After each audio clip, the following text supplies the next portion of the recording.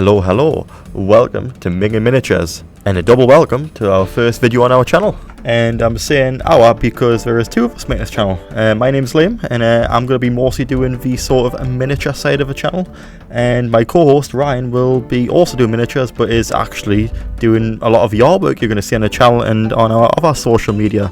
Anyways though, the main point of this video is to show off this amazing model from Taleskeeper. This is one of the Plaguewalkers. What I like about these models is that it can be used in a variety of proxies. Most likely people are going to use them for things like Poxwalkers, but you could definitely use these in kill team as mutants, chaos cultists, or you could probably even use them for a variety of things in Necromunda.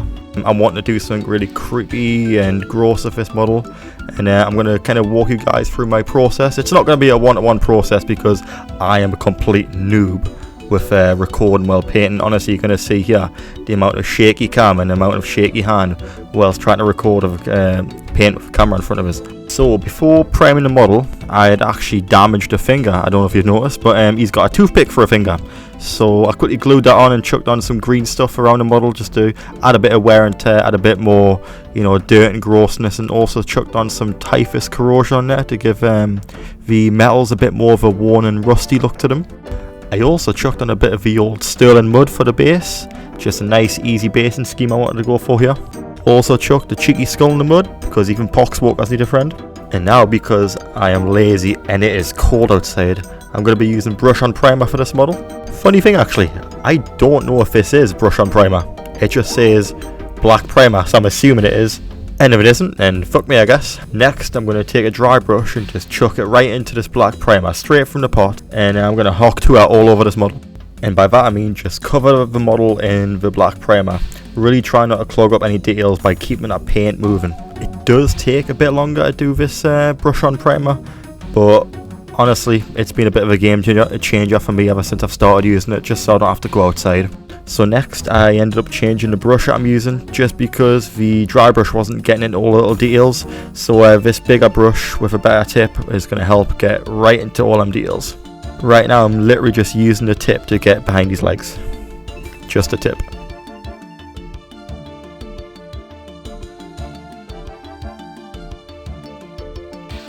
I actually really like seeing the model once it's been primed. I don't know what it is, it just looks really cool.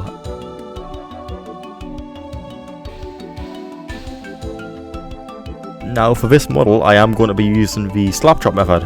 If you guys aren't sure what it is, it's basically where you prime a model black and then you get a grey paint, dry brush a model, and then get a white paint and then dry brush out for highlights. Honestly, the slapchop method is a game changer. It makes painting models so quick and so easy.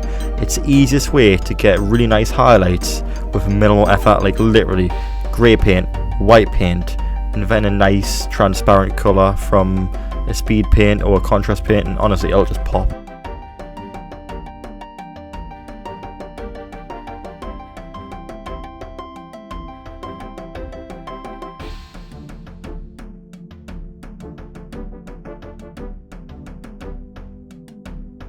Happy days. Now that the dry brushing's been done, we can actually move on to using some contrast paints.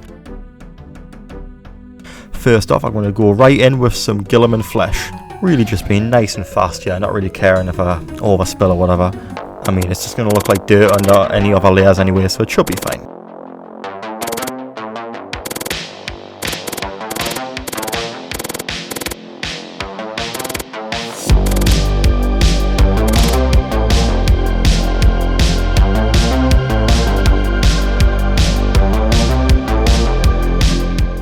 Next up is Slaughter Red. Had to do that, it's such a cool sounding paint. Just a really nice blood red colour that I'm going to use for the cloak. I think it's going to really make the model pop. I am literally just going for the rule of cool of this model. I don't have any plan at all, I'm just going with the flow here.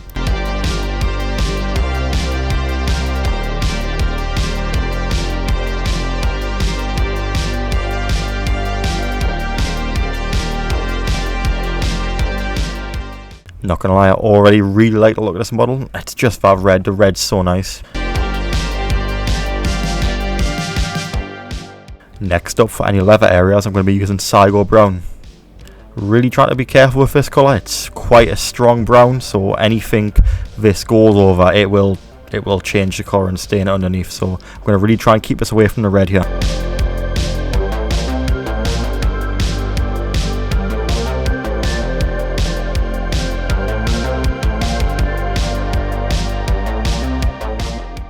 Unfortunately, I am a bit of a doylem, and you might have noticed the pants change colour. Well, that's because I forgot to record me painting the pants Gravelord Grey. Next, I'm going to use Heavy Metal by Army Painter, just to do all the metallics. So I'm going to use this for the weapon, and the respirator and the canister on his back, as well as some of the belt buckles on his legs. Emperor Gold is up next, and that's going to be used for the bells and some little trinkets inside the weapon. I had a bit of a problem with this paint. It seemed like it wasn't giving much coverage at first, so I had to shake the paint a bit more. It could have been probably a me problem, most likely.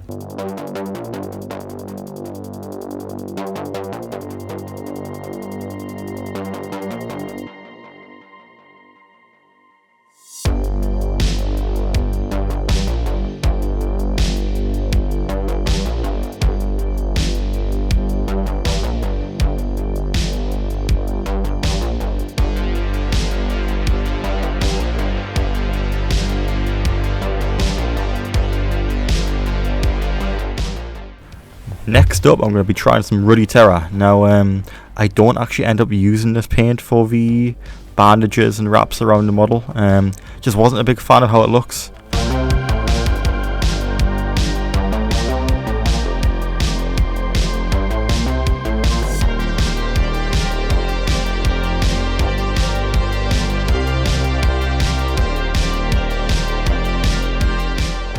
So I ended up going in with some Ironclad Grey instead. Just thought I'd prefer a darker colour for this, and I didn't think the Ruddy Terror looked as natural. Was really trying to be neat and accurate with the Ironclad Grey here, but I did end up making a bit of a mess, but it's fine. I'll probably just chuck a wash on later and hide all my mistakes instead of fix. Unfortunately, because I'm a bit of a sponge, I forgot to show me painting the ivory white onto all of the horns, spikes and claws, as well as the little skull on the base, his eye and his teeth.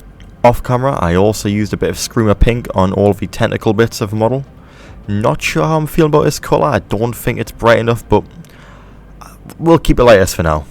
But that's in the past, and next is my favourite part of painting any model, and that is chucking on a wash.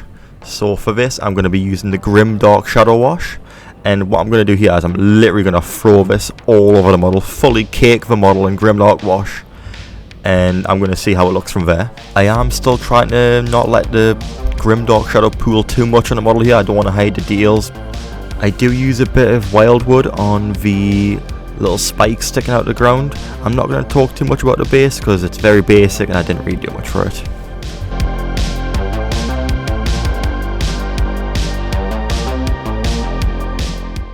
Now, to really bring this model to life, I'm going to start layering on some Rakar flesh onto all of the skin of the model. So all of the raised areas of the arms, face, and parts of his lower stomach as well, where the skin's exposed next to the teeth. Just wanted to give him more of like a sort of like ghostly, dead zombie type of feel. I really wanted to go with like a pale skin and leave that sort of brown in the recesses.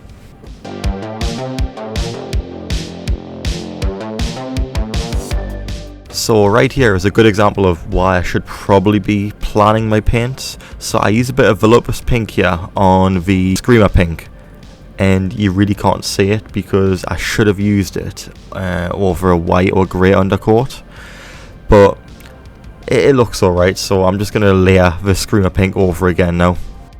I then jump in with some Old Faithful Mechanicus Standard Grey just to layer on some highlights on all of the dark grey parts of the model, like the bandages that I'd painted, Ironclad Grey. Next, I'm going to use this really nice vibrant red, Fiery Vermilion, and I'm going to use this to create some spots and sores. There's already a lot of these little bumps all over the model, and I'm going to paint these in this very bright colour, and it's going to really stand out and look really horrible. Then I gave the red areas a wash with Fuegan Orange. Is that how you say that? Honestly, Games Workshop and their name conventions for these paints is mad. Anyways though, next I'm going to go back with some ivory white. I'm going to use these to create small little spots on the red areas. Now this is going to create some sort of like effect where it's going to be like they're ready to pop. So next I use a bit of Ruddy Terror and killing two birds with one stone, but then one of the birds came back to life. Unfortunately I actually forgot to film the part where I used the Ruddy Terror. That's quite big. To actually create the rust on the weapon and the metallic parts. All I did for this was water down the Ruddy Terror until it's very runny, and then just chuck it all over the metal parts and then let it sit for a second and keep wiping it off my fingers. After that I dry brushed the base with Ruddy Terror just to make it pop a bit more, give it a bit more detail. I'm actually really happy with how this model turned out. It was quite a quick paint job. I wasn't going into too much detail and stuff. I just really wanted to create that sort of pale white skin at the end here. But that is going to be the end of the video. I really hope you guys enjoyed our first video on this channel. We're going to try and keep consistent with this sort of content, and we're going to keep consistent on all of our social media as well. So please like, subscribe, and do all that sort of stuff and make us become real YouTubers, I guess. Cheers guys, see you in the next one.